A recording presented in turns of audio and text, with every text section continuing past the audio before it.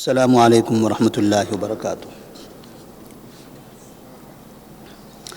الحمد للہ رب العالمین والصلاة والسلام علی رسولہ الامین وعلی آلہ وصحبہ اجمعین ومن تبعہم بإحسان الی یوم الدین، اما بعد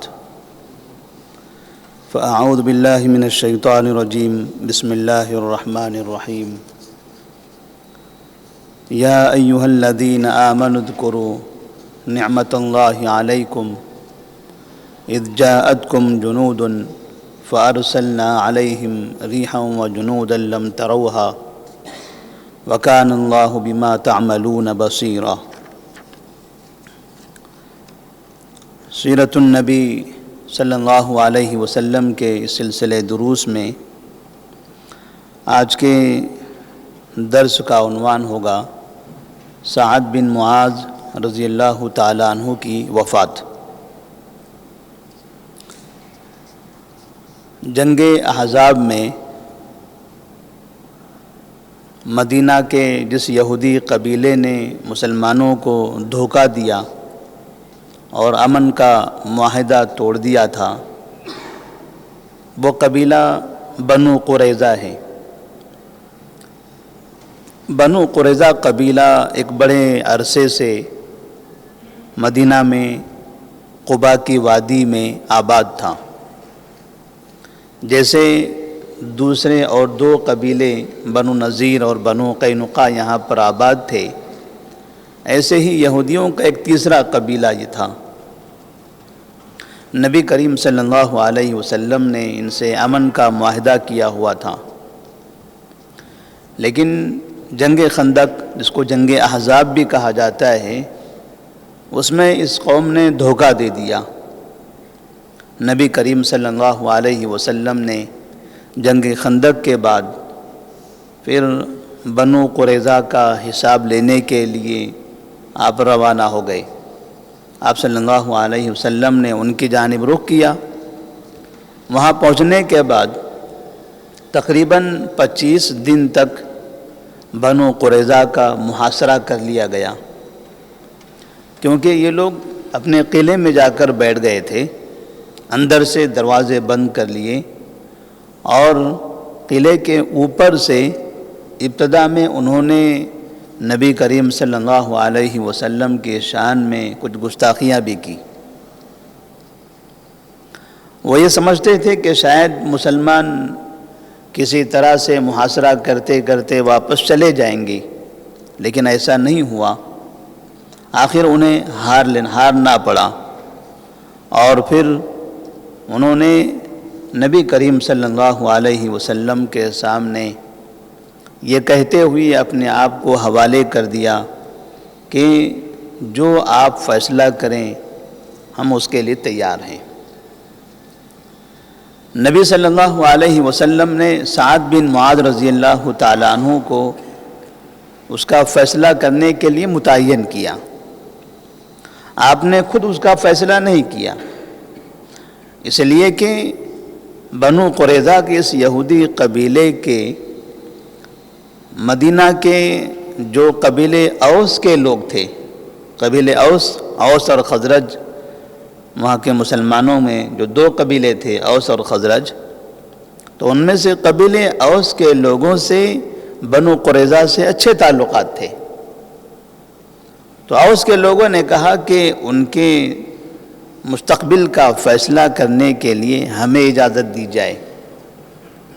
تو آپ صلی اللہ علیہ وسلم نے کہا ٹھیک ہے، آپ کے ساتھی ہیں، آپ کے ان کے تعلقات ہیں، تجارتی تعلقات، لہذا آپ ہی لوگ ان کے بارے میں فیصلہ کر دیں۔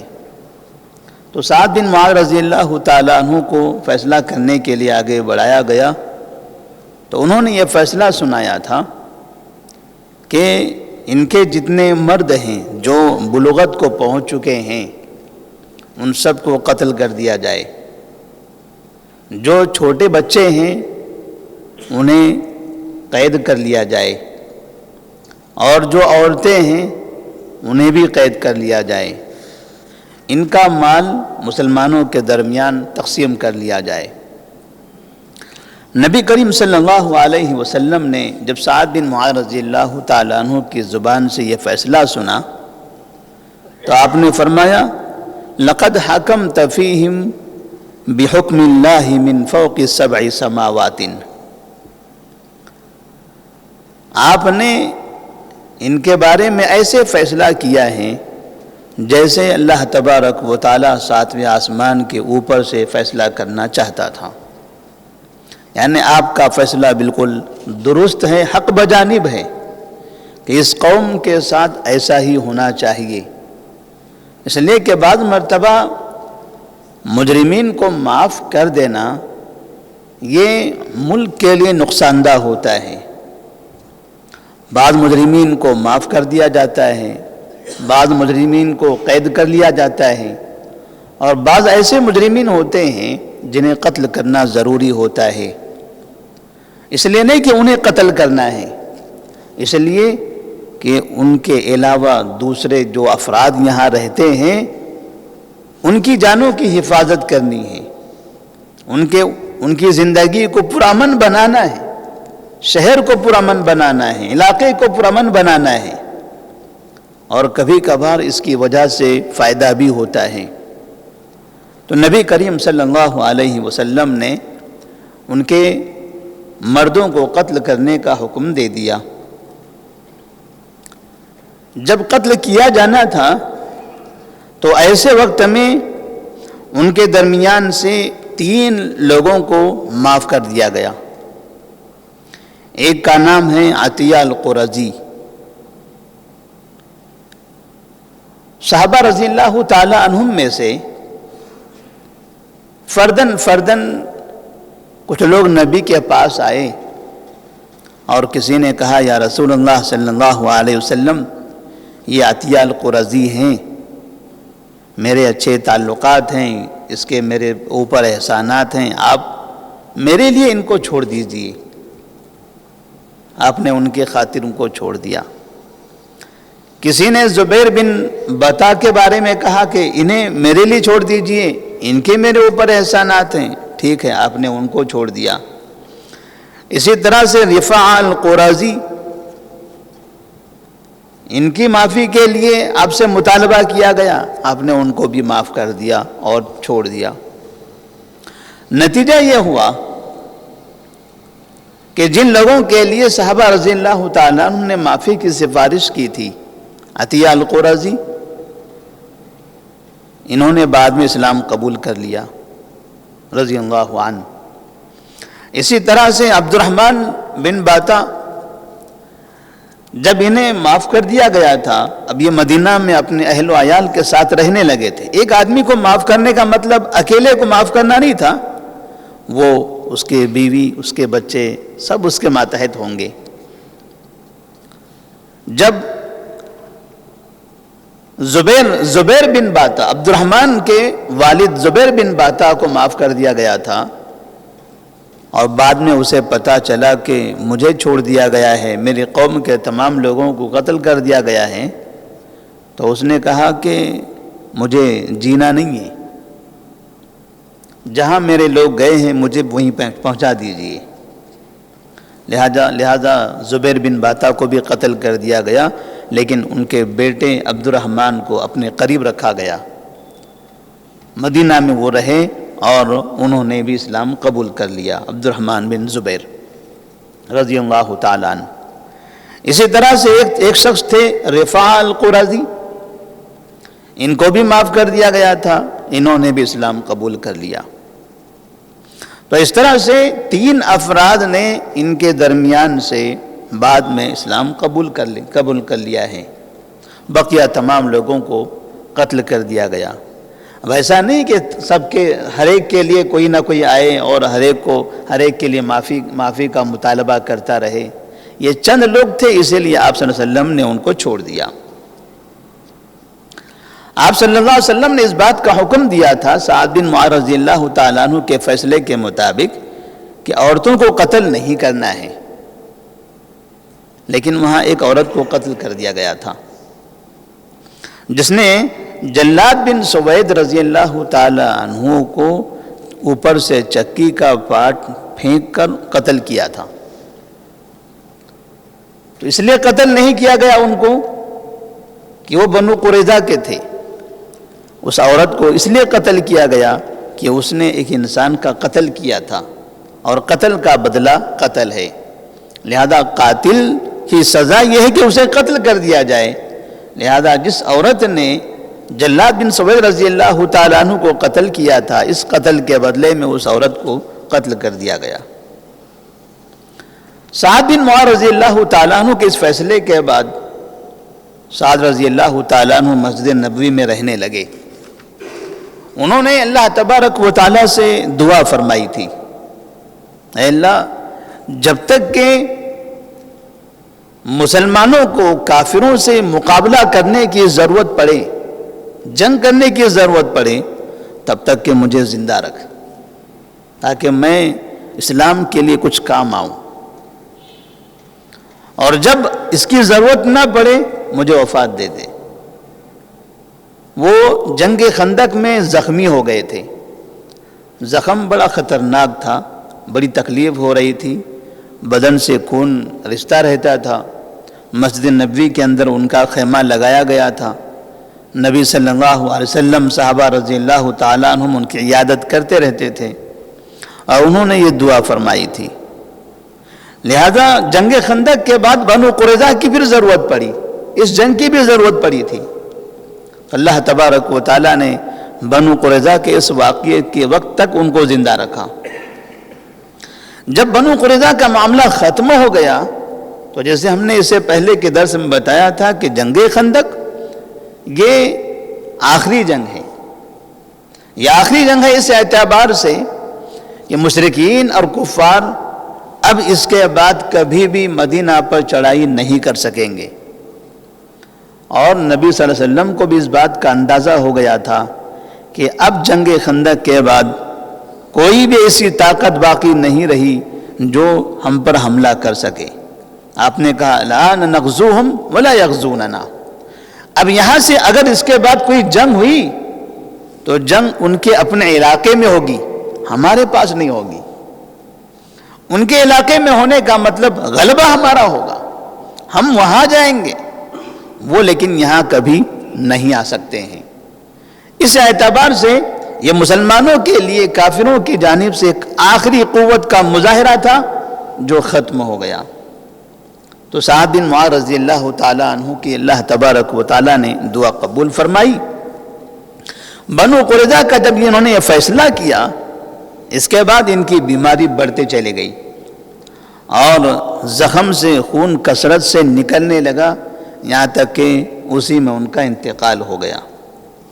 نبی کریم صلی اللہ علیہ وسلم نے فرمایا کہ جس وقت بعض منافقین نے سعد بن معاذ کے جنازے کو اٹھاتے ہوئے یہ کہا کہ ان کا جنازہ بڑا ہلکا تھا، تو نبی نے فرمایا ان الملائکۃ کانت تحملہ، ہلکا اس لیے تھا کہ فرشتے ان کے جنازے کو اٹھائے ہوئے تھے، فرشتے ان کے جنازے کو اٹھائے ہوئے تھے۔ اور حدیث میں ہے کہ فتحت لہ ابواب السماء، جب ان کا انتقال ہوا تو ان کے لیے آسمان کے تمام دروازے کھول دیے گئے۔ وشہدہ 70,000 ملک، اور ان کے جنازے میں 70,000 فرشتے حاضر تھے۔ یہاں تک کہ ایک روایت میں ہے اہتز لہ عرش الرحمن یا تہتز لہ عرش الرحمن، رحمان کا عرش ان کی وفات پر حرکت کرنے لگا۔ سعد بن معاذ رضی اللہ تعالیٰ عنہ کو اللہ تبارک و تعالیٰ نے وہ مقام عطا فرمایا، وہ ان کو فضیلت عطا فرمائی۔ ان کا اس طرح سے انتقال کے بعد استقبال ہوا فرشتوں کے ذریعے کہ 70,000 فرشتے ان کے جنازے میں شریک ہوتے ہیں، اور فرشتے بھی ان کے جنازے کو کاندھا دیتے ہیں۔ نبی کریم صلی اللہ علیہ وسلم کے ساتھ رہنے والے صحابہ میں سے اس جنگ کے اندر، جس کو بنو قریظہ کی جنگ کہا جا سکتا ہے، اس میں صرف 2 لوگ انتقال کیے تھے۔ ایک تو وہ صحابی خلاد بن سوید رضی اللہ تعالیٰ عنہ جن کو ایک عورت نے قتل کر دیا تھا، اور دوسرے ایک صحابی تھے ابو سنان رضی اللہ تعالیٰ عنہ. یہ جب محاصرہ کیے ہوئے تھے، چونکہ محاصرے کے وقت میں سردی بہت زیادہ تھی، بنو قریظہ جو قلعے کے اندر بند تھے وہ یہی سمجھ رہے تھے کہ وقت کو آگے بڑھاتے چلے جائیں، محاصرہ ہوتا رہے گا، ایک دن ایسا آئے گا کہ سردیوں میں کانپتے کانپتے خود ہی یہاں سے بھاگ جائیں گے، زیادہ دن یہ ہمارا محاصرہ نہیں کر سکیں گے، اس لیے کہ سردی بہت زیادہ تھی. اسی درمیان میں محاصرہ کرتے کرتے ابو سنان رضی اللہ تعالیٰ عنہ کی وفات ہو گئی. تو مسلمانوں کی طرف سے 2 جانیں گئی تھی، ایک کو قتل کیا گیا تھا اور ایک کی وفات ہوئی تھی. اس طرح سے بنو قریظہ کا معاملہ ختم ہو گیا.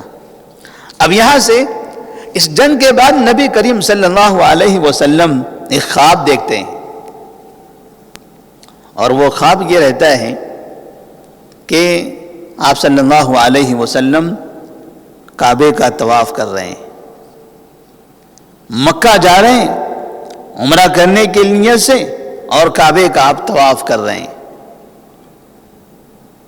اور پھر اس خواب کی تکمیل کے لیے آپ صلی اللہ علیہ وسلم مکے کی طرف جاتے ہیں، جس کا ایک طویل واقعہ ہے، انشاءاللہ اس کو آگے کے درس میں بیان کیا جائے گا. اس لیے کہ اب یہاں سے مکے کا راستہ آسان ہو گیا. مکے والے جو مدینے والوں پر حملہ کرنا چاہتے تھے، ڈرانا چاہتے تھے، دبانا چاہتے تھے، دھمکانا چاہتے تھے، جو طریقہ اپنانا چاہتے تھے سارے طریقے اپنا لیے. آخری مرتبہ جب خندق سے واپس پلٹے ہیں، ہارے ہوئے، شکست کھائے ہوئے، ذلیل ہو کر گئے ہیں. اب یہاں سے اندازہ ہو گیا کہ اب ان کے پاس ایسی طاقت نہیں رہی کہ وہ مدینہ آ کر حملہ کریں، بلکہ یہ طاقت بھی نہیں رہ گئی تھی کہ اگر مسلمان مکہ میں داخل ہو جائیں تو وہ روک سکیں. اب ان کے پاس مکہ میں داخل ہونے سے روکنے کی بھی طاقت نہیں تھی. ایسے وقت میں نبی کریم صلی اللہ علیہ وسلم مکہ جانے کا خواب دیکھتے ہیں، اور بعد میں آپ کی خواب کی تکمیل ہو جاتی ہے. اللہ تبارک و تعالیٰ سے دعا ہے کہ اللہ تبارک و تعالیٰ ہم تمام مسلمانوں کو ان صحابہ رضی اللہ تعالیٰ عنہم کی قربانیوں کو یاد کرنے اور ان کے لیے ہمیشہ دعائیں کرنے کی توفیق عطا فرمائے. جن لوگوں نے ایک لمبا عرصہ اسلام کی خاطر قربانی دیتے ہوئے، تکلیفیں برداشت کرتے ہوئے، پریشانیاں جھیلتے ہوئے، صبح شام اپنوں کو کھوتے ہوئے، اپنے گھروں کو کھوتے ہوئے زندگی گزاری، صرف اس لیے کہ اسلام باقی رہے، دین کی حفاظت ہوتی رہے، دین باقی رہے، اس لیے کہ اللہ تبارک و تعالیٰ نے اس دین کو اب قیامت کے لیے باقی رکھنا تھا. اس نبی کے بعد کوئی نبی آنے والا نہیں تھا، لہذا وہاں ایسی جماعت کی ضرورت تھی جو جماعت انتہائی وفادار، انتہائی امانت دار، انتہائی بہادر قسم کے قربانی دینے والے افراد ہوں. ایسی جماعت کی وہاں ضرورت تھی، اور وہ کردار صحابہ رضی اللہ تعالیٰ عنہم نے نبھایا. اسی لیے اللہ تبارک و تعالیٰ نے فرمایا رضی اللہ عنہم ورضوا عنہ. والسلام علیکم ورحمۃ اللہ وبرکاتہ.